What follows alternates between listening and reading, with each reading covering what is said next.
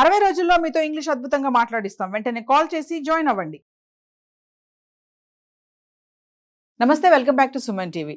ప్రస్తుతం మనతో పాటు ఉన్నారు పబ్లిక్ స్పీకర్, ఫ్యామిలీ కౌన్సిలర్ రజనీరామ గారు. మేడంతో మాట్లాడదాం. నమస్తే మ్యామ్. నమస్తే నవీన. మ్యామ్, ఈ రోజులో చూసుకుంటే 60 ఇయర్స్, 70 ఇయర్స్, 80 ఇయర్స్ పైన పడిన వాళ్ళు, అంటే పిల్లలంతా సెటిల్ అయిపోయారు, వాళ్ళకి ఇంకా మనవాళ్ళు మనవరాళ్ళు అందరూ కూడా ఒక స్టేజ్ లో ఒక దగ్గర ఉంటున్నారు. వీళ్ళు కొంచెం ఎలోన్ అయిపోతున్నారు ఆ ఏజ్ లో.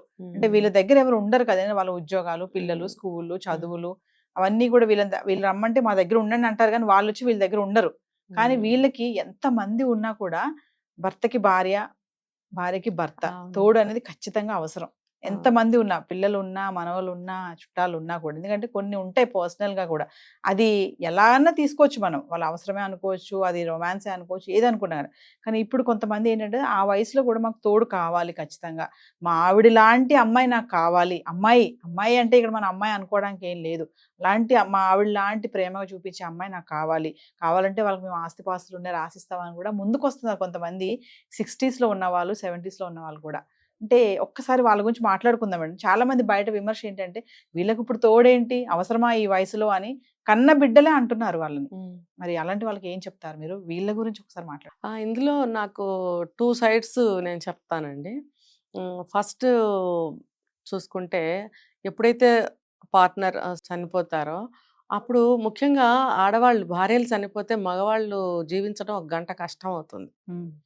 ఇంకా సంవత్సరాలు గడపాలంటే వాళ్ళకి ఇంకా వేరే నరకం అనేది ఉండదు.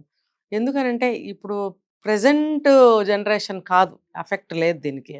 పాతకాలం చూసుకుంటే వాళ్ళు ఒక 40 సంవత్సరాలు, 50 సంవత్సరాలు, 60 సంవత్సరాలు కాపురాలు చేసిన వాళ్ళు ఉంటారు. చిన్న వయసులో పెళ్ళిళ్ళు అవుతాయి వాళ్ళకి. అబ్బాయిలకు కూడా ఆ రోజుల్లో 16కి 17కి పెళ్ళిళ్ళు అయ్యేవి. సో చూసుకుంటే వాళ్ళకి అన్ని సంవత్సరాల వైవాహిక జీవితం అనుభవాలు ఉంటాయి వాళ్ళకి. అన్ని సంవత్సరాలు కలిసి ఉన్న తర్వాత, ఇందులో మళ్ళీ నేను ఇంకొక పక్కకి తీసి ఇంకొక పాయింట్ చెప్తా. ఈ భర్తలు ఆ భార్యలను ఎలా చూశారనేది మనకి పక్కన పెట్టాల్సిందే. ఎందుకనంటే వాళ్ళు సంతోషమే పెట్టారా, దుఃఖమే పెట్టారా, ఏడిపించారా, కొట్టారా అని మనకు తెలీదు. అలాంటి వాళ్ళు లేరండి, ఉన్నారు కదా. అయితే ఒకవేళ అలా బాధలు పెట్టిన హస్బెండ్స్ ఉన్నా కూడా ఆ భార్యలు వాళ్ళకి ఎన్ని సేవలు చేసి ఉంటారు. మా జనరేషన్ వరకు మేము కూడా అన్నీ అందిస్తూనే ఉంటాం ఈ రోజుకి కూడా. ఇవాళ ఇక్కడ కుర్చీలో కూర్చొని మాట్లాడుతున్నాను కదా అని ఎవరు అనుకోవటానికి లేదు. ఇంటి దగ్గర A to Z నేనే చేస్తాను, తీసుకెళ్ళి అందిస్తాను. ఏ మూల ఉన్నా, ఎక్కడున్నా, కాలు నొప్పి పెట్టనివ్వండి, చేయి నొప్పి పెట్టనివ్వండి, ఇంట్లో మేడ్ రాకపోనివ్వండి, ఏదైనా సరే. అలా వాళ్ళు వచ్చి ఒకవేళ తీసుకోవచ్చు కదా అంటే వచ్చి తీసుకున్నా కూడా నాకు తృప్తి అనిపించదు. ఎందుకంటే ఇక్కడ ఈ సబ్ కాన్షియస్ మైండ్ లో ఉండిపోయింది. చెయ్యి ఆటోమేటిక్ గా, కాలు ఆటోమేటిక్ గా వెళ్ళిపోతుంది. ఒకవేళ వాళ్ళు వచ్చి తీసుకున్నా మనకేంటి అసంతృప్తి, వెల్తిగా అనిపిస్తుంది. అంటే వాళ్ళు మనతో ఎలా అన్నా ఉండనివ్వండి, మంచివాళ్ళు అవనివ్వండి, మనల్ని బాధించే వాళ్ళు అవనివ్వండి, ఈ పని అనేది గత ఇన్ని సంవత్సరాల నుంచి అలవాటు అయిపోయింది కాబట్టి వెళ్తూనే ఉంటాం, చేస్తూనే ఉంటాం, వాళ్ళు ఎలాంటి వాళ్ళైనా కానివ్వండి. సో వాళ్ళేంటి ఇంత సేవలు చేస్తున్నా సరే, ప్రేమించే భర్త ప్రేమించాడు, తిట్టే భర్త తిట్టాడు, తిడుతూనే ఉన్నాడు చనిపోయేదాకా. మరి ఇంకా కొంతమంది 80 ఏళ్ళు వచ్చిన భార్యలను కొట్టేవాళ్ళు ఉన్నారు. కొట్టారు, నాకు తెలిసి ఇప్పుడుకున్నారు, ఇంకా మరి కొడుతున్నారు. 80 ఏళ్ళు నీకు వస్తే భార్యకి కూడా 5-6 ఏళ్ళు 4 ఏళ్ళు తేడాతో ఆవిడకి అంతే వయసు కదా. మరి ఆవిడ దెబ్బలు తినే వయసా? నీకు కాళ్ళు చేతులు ఇట్లా ఊగుతున్నా సరే నువ్వు కొట్టగలుగుతావు, ఎలాగోలా దెబ్బ వేస్తావు. ఆ దెబ్బ తినే ఓపిక ఆవిడకుందా? మరి ఆ రోజుల్లో వాళ్ళు ప్రేమించినా, ముద్దు పెట్టుకున్నా, విసురుగొట్టినా అలా అన్నేళ్ళు కాపురం చేసుకుంటూ వచ్చారు కాబట్టి, కష్ట సుఖాలు ఏమన్నా వచ్చినా సరే ఇష్టానో కష్టానో మాట్లాడుకున్నారు కాబట్టి. ఎందుకనంటే కొంతమంది భర్తలు షేర్ చేసుకోరు భార్యలతో, సింగిల్ నిర్ణయాలే ఉంటాయి, ఏం చెప్పరు. వాళ్ళు నిర్ణయించిందే ఇంట్లో జరగాలి. ఫలానా సంబంధం తీసుకొచ్చాను, అబ్బాయికైనా అమ్మాయికైనా చేయాల్సిందే అంటే పిల్లలు ఏడుస్తారమ్మా, నువ్వు చెప్పమ్మా నాన్నకి, నాకు ఇష్టం లేదంటే కూడా ఆవిడ రికమెండేషన్ అక్కడ పనిచేయని కుటుంబాలు చాలా ఉన్నాయండి. ఆయన మాట చెల్లాలి, ఆ సంబంధం చేయాల్సిందే, చచ్చినట్టు నోరు మూసుకుని కాపురాలు చేయాల్సిందే. ఇప్పుడులాగా అప్పుడు విడాకులు లేవుగా, ఒక 40 సంవత్సరాల క్రితం. మరి ఆ రోజుల్లో ఆ పెళ్ళిళ్ళు చేస్తే చచ్చినట్టు పడి ఉండాల్సిందే అని, ఇంక్లూడింగ్ మాలాంటి వాళ్ళం కూడా. కాబట్టి చెప్పిన సంబంధాలు చూసుకుని చేసుకోవాల్సిందే. అంటే అలాంటి భర్తలు కూడా ఉన్నారు. మళ్ళీ ఏమో మన అబ్బాయికి ఏ సంబంధం చేద్దాము, ఇది బాగుంటుందంటావా, అమ్మాయికి నీ లక్షణాలు ఉంటే బాగుంటాయి కదా అని సంప్రదించిన భర్తలు కూడా ఆ రోజులు ఉన్నారు. అంటే అలాంటి వాళ్ళు, ఇలాంటి వాళ్ళు, ఎలాంటి భర్తలు ఉన్నా సరే ఆ భార్యలు అనేవాళ్ళు వాళ్ళతో జీవితం సాగించారు, ఆ భర్తలు కూడా ఆ భార్యలతో జీవితాలు సాగించారు. కాబట్టి ఆ బాండ్ అనేది స్ట్రాంగ్. ఇప్పుడు ఏదన్నా పోనీ కొన్ని షేర్ చేసుకోకపోయినా కనీసం సేవల ద్వారానైనా ఆ బాండ్ అనేది ఉండింది. ఉంటుంది. షేర్ చేసుకున్న భర్తలు ఉన్నారనుకోండి, అప్పుడు మన భార్య పోయింది సడన్ గా, ఇంకా ఆ మనిషి బ్రతకలేడు. చాలా ఎలా కష్టం. చూసుకున్నా బ్రతకలేరు అండి. బ్రతకలేరు. తిట్టి కొట్టే భర్త బ్రతకలేడు, ఆ, ఆ ప్రేమగా గుండెల్లో పెట్టుకుని చూసుకున్న భర్త బ్రతకలేడు. ఎందుకంటే ఆ బాండ్ బాండింగ్. ఎస్. సో అటువంటి బాండింగ్ లో ఉన్న వాళ్ళు సడన్ గా భార్య పోతే ఉండలేరు. అటువంటి వాళ్ళని మళ్ళీ ఇటు పక్కకు వస్తాను నేను. పిల్లలు ఇద్దరు, ఆ రోజుల్లో వాళ్ళకి ఎక్కువ మంది పిల్లలే ఉంటారు, కనీసం ముగ్గురు ఉంటారు. ముగ్గురు పిల్లలు ఉన్నప్పుడు ముగ్గురు పిల్లలు కూడా ఉద్యోగరీత్యా కానీ వ్యాపారాల రీత్యా కానీ దూర ప్రాంతాల్లో ఉన్న ఊళ్ళో ఉన్న వాళ్ళ ఫ్యామిలీస్తో వాళ్ళకి సరిపోతూ వీళ్ళని చూడలేకపోతున్నారు. ఇప్పుడు ప్రజెంట్ జనరేషన్ చూసుకుంటే పిల్లలు బయటకు వెళ్తున్నారు, అబ్రాడ్కి వెళ్తున్నారు. ఇప్పుడు మా ఏజ్ వాళ్ళని చూసుకుంటే భార్యాభర్తలు మాత్రమే ఉంటున్నారు చాలా మంది. ఇప్పుడు ఈ వీళ్ళని పక్కన పెడితే మా జనరేషన్ అంటే మా తల్లిదండ్రులు అనుకోండి, మేమే అబ్రాడ్స్ వెళ్ళిపోయాము, ఇక్కడే ఉన్నాం కదా, చుట్టుపక్కలే ఉంటాము, కాకపోతే ఇంకొక ఊర్లో ఉంటాము. ఉన్నప్పుడు వాళ్ళని చూసుకోగలగాలి. లేదు వాళ్ళు కూడా సక్రమంగా వచ్చి ఉంటామంటే ఉంచుకొని చూసుకోవాలి. ఒకే ఊర్లో ఉంటుంటే కనుక అందరూ కలిసి ఒక చోట ఉండే ప్రయత్నం చేయాలి. అందరంటే ఎవరు, ఆ సింగిల్ పర్సనే కదా, ఆ ప్రయత్నం చేయాలి. వీళ్ళకి ఏంటంటే అప్పటి వరకు పిల్లలు, పెళ్లిగాని పిల్లలు అనుకోండి, పెళ్లిగాని పిల్లలు, భార్య, వచ్చేపోయే చుట్టాలు, అందరూ కళకళలాడుతూ ఉంటుంది ఇల్లు. ఒక్కసారిగా పిల్లలు పెళ్ళిళ్ళే వెళ్ళిపోయారు, మనవాళ్ళు మనవరాళ్ళు చదువులకు వచ్చి పెద్దవాళ్ళు అయిపోయారు, నా భార్య ఏమో ఇప్పుడు చనిపోయింది, నా వయసు ఏమో 70 లేకపోతే 65 లేకపోతే 80. ఈ వయసులో ఆ వ్యక్తికి ఎంత పిచ్చెక్కినట్టు ఉంటుందన్నమాట. అందరూ కావాలనిపిస్తుంది. అంటే తన మెంటాలిటీ ఎటువంటిదైనా సరే, ఎస్. అంటే నేను 2 వైపులు చెప్తున్నా చూడండి. అతను చెడ్డవాడు అవనివ్వండి, మంచివాడు అవనివ్వండి, అటువంటి వాతావరణంలో నుంచి వచ్చిన వ్యక్తి కాబట్టి ఒంటరిగా అనేది ఉండలేదు. ఉంటుంది, పెద్ద ఇల్లు ఉంటుంది, ఆస్తిపాస్తులు ఉంటాయి, పొలం పుట్రా ఉంటుంది. ఆ పొలం కూడా చేయలేని పరిస్థితి, కౌలుకి ఇస్తారు, ఆ కౌలు వాళ్ళు కూడా సరిగ్గా చెయ్యరు, బీడు పట్టిపోయి వదిలేసుకున్న పొలాలు ఉంటాయి. అలాంటి ఆస్తిపాస్తులు కూడా ఉంటాయి వీళ్ళకి. ఎన్ని ఉన్నా సరే చూసేవాళ్ళు ఉండరు. అప్పుడు వీళ్ళు ఒక తోడు కోసం ఇలా అడుగుతూ ఉంటారనమాట. ఎస్.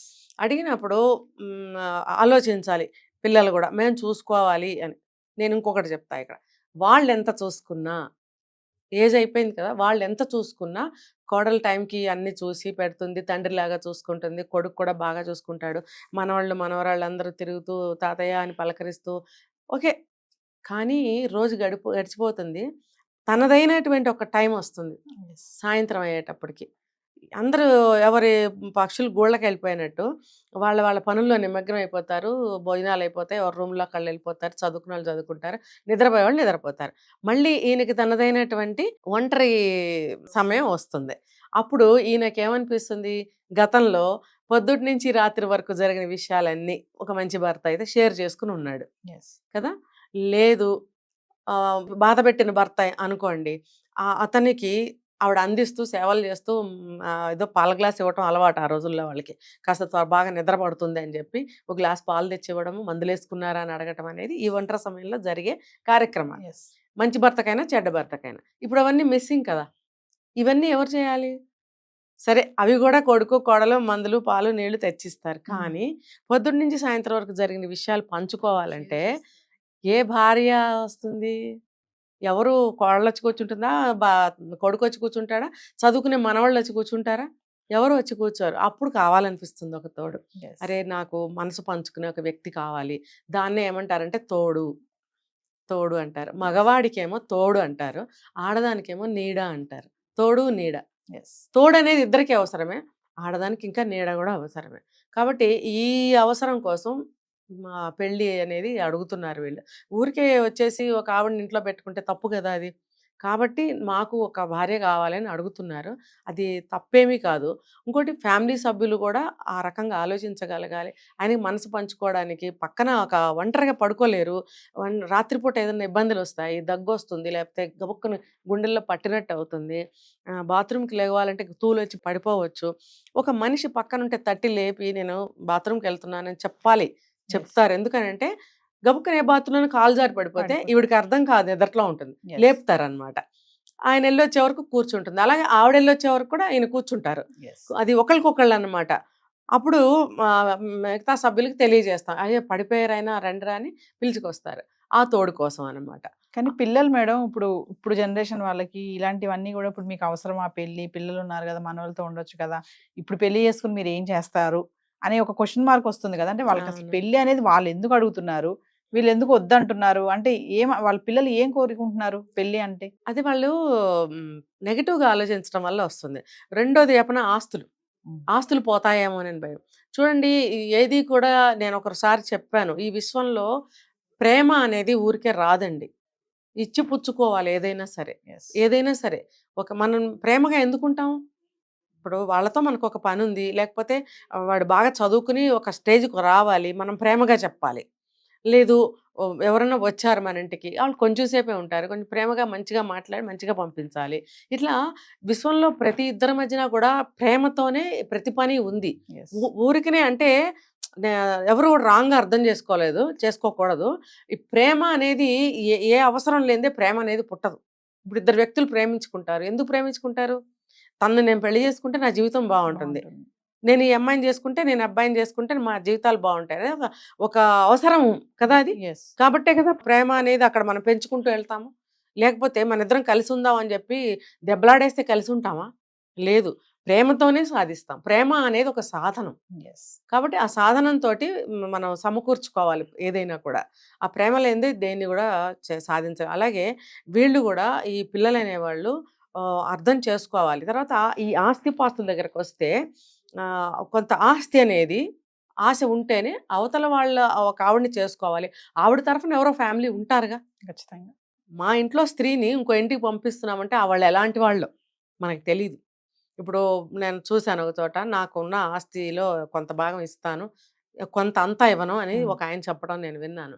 అంటే అవతల వాళ్ళు కూడా వాళ్ళ స్త్రీని ఇంటికి పంపించాలి అనంటే కొంత ఏదన్నా సెక్యూరిటీ అనేది చూస్తారు. లేకపోతే ఆ వయసులో ఆవిడ ఆస్తులు ఏం చేసుకుంటుంది? ఒక సెక్యూరిటీ అన్నమాట.